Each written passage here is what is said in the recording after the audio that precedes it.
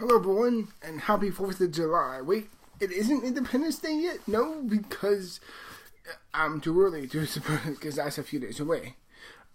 It's the first right now, of course.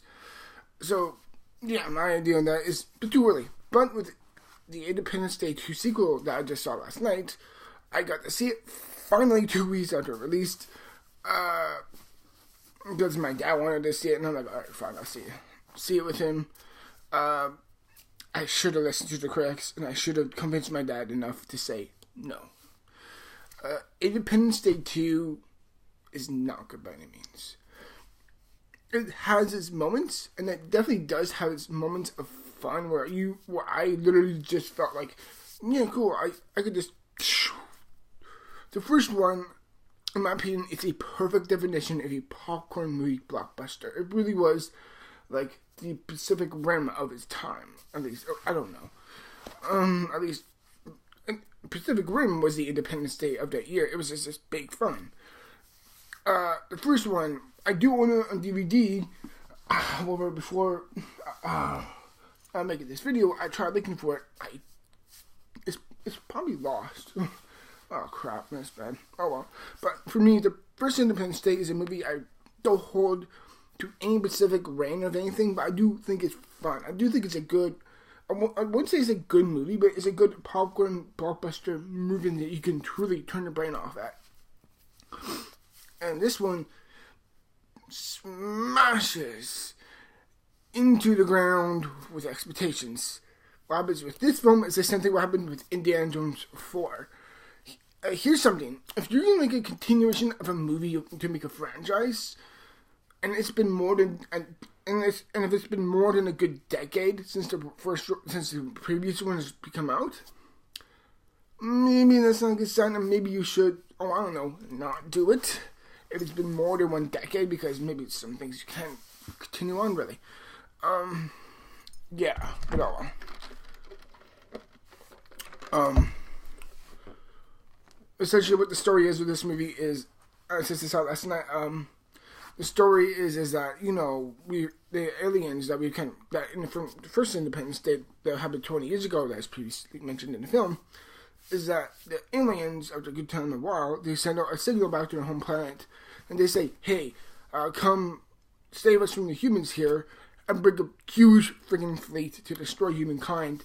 And essentially, most of the returning cast, except for Will Smith, which is a big disappointment. But you know what? Maybe his sense that he's not in this film is probably a good sign. You know, they desperately needed his coolness.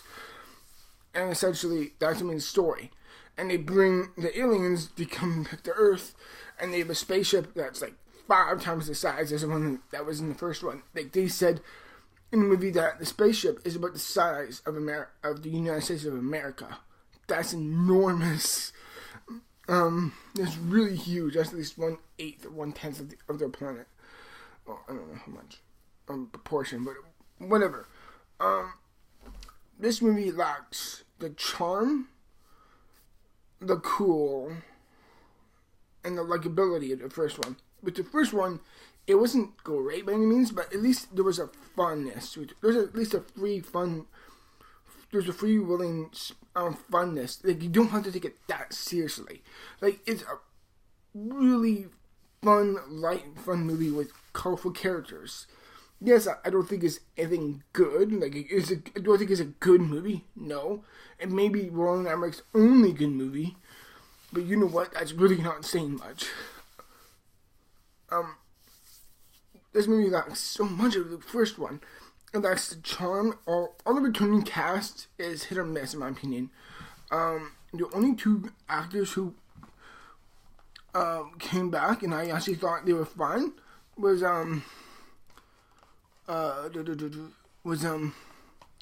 Jeff Goldblum, and I forgot the actor who played his dad. But oh well. All the moments between those two. Those moments for me, I actually really did like. I thought they were fun. I don't know, like, I'm personally not a huge Jeff Goldblum fan, but you know what, whenever he did, there's something a bit odd about him that I kind of did find charming about this movie.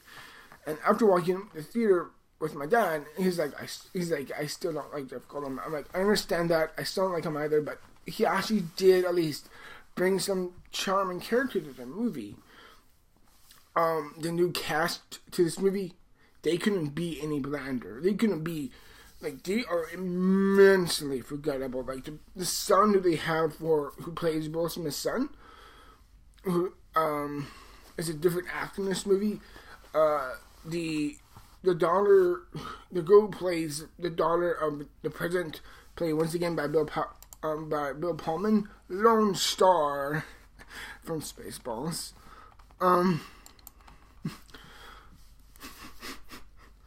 Oh gosh. It's like they couldn't be any blander, and my biggest worry about this new cast was Liam Hemsworth. I'm like, he's almost been in nothing good, in my opinion. Yes, the Hunger Games movies are technically well done, but he's still really bad in them. He's really forgettable them. I would say he's definitely the best out of the new cast, but that's still not really saying much, and it lacks the fun and the spirit and the essence, or even just the tone of what the first one was. The first one, like I said before, it never tried to take itself that seriously. It was just fun. It knew at its very core, it was a silly fun, like America, like pro-America / humanity type of thing, acting up against aliens. Like, it wasn't oppression or anything like that. It's just a fight for survival. And I like that. It was just a fun, it knew at its core what it was. But in this film, it acts like it's the Dark Knight, or Dark Knight Rises of this movie, or compared to the first one. If the first one is very much like Batman Forever, where it's like silly, goofy fun, but this one is like the Dark Knight. It's like, it just takes itself so seriously, and it never has any fun. And even when it dives into that fun side with some of the performances, by very few of the performances that I say that were good in this movie, it's like, even at the moments when they are good, it kind of feels like they go nowhere, especially with a big speech. Once again, by the president, played once again by Bill Pullman. Like, there's a speech near the end, and he just kind of, like, I understand, like, you know, they're going for the route of, you know, like, him having PTSD or some kind of, like, traumatic shock from the past, but it makes him feel like an aged man, and it feels like they were making it to be a big, great, grandiose speech, but it goes nowhere, and you're just like, it's just, and it's like, it's like sand. You had it, you just couldn't deliver it. The effects, in my opinion, like, 8 out of 10, they were bad. Like, there's a few moments where I'm like, that actually legit does look nice, and the action is honestly serviceable. Like, it's not that bad of action. It's fine, really.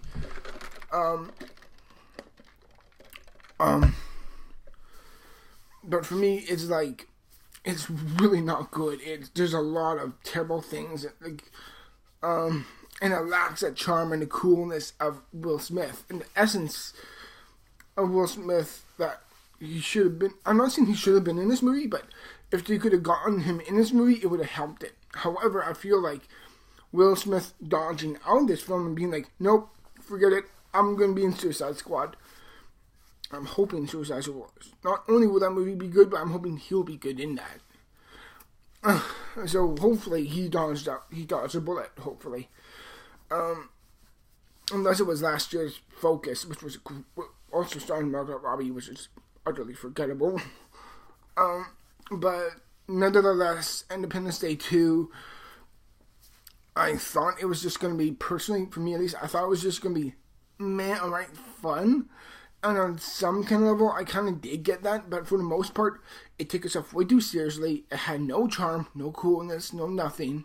And it was like a really big, dull, forgettable movie with little engagement of the characters or even just funness or thrill. Essence of coolness that the film had. Like, it feels like this film has no soul or spirit to it. And I know that's, you can't really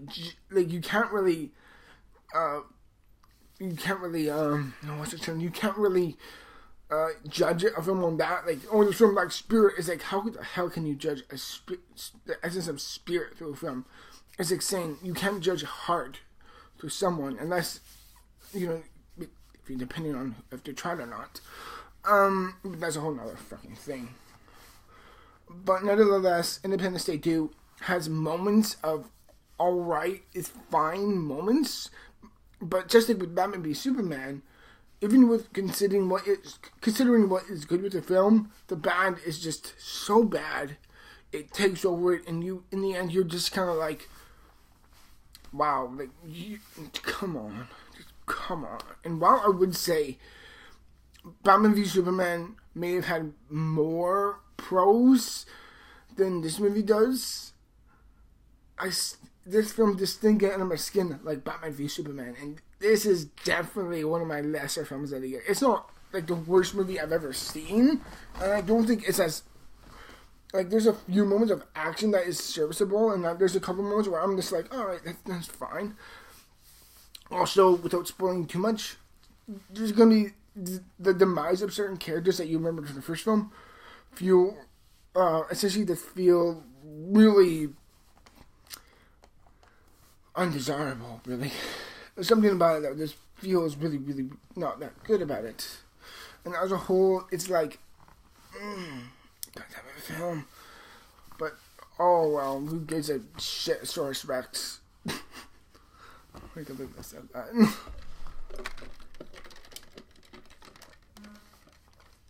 What the hell? But oh well. And in the end, Independence Day 2, not too good of a movie. And it has little moments of fairly okay performances by Jeff Goldblum and the actor who plays his dad.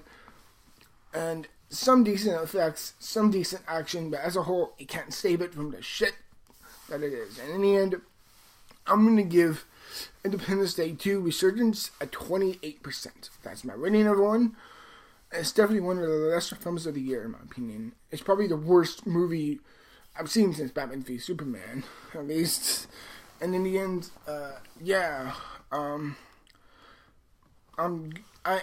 and later on today, everyone, I'm gonna give you my review of, well, I recorded it yesterday, or the day before, my review of Avatar, The Last Airbender Season 2.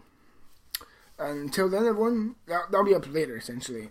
But until then, everyone, thank you very, very much for watching, and I'll see you in the future for more videos as always. Until then, thank you very much, and I'll see you in the future. Till then, goodbye.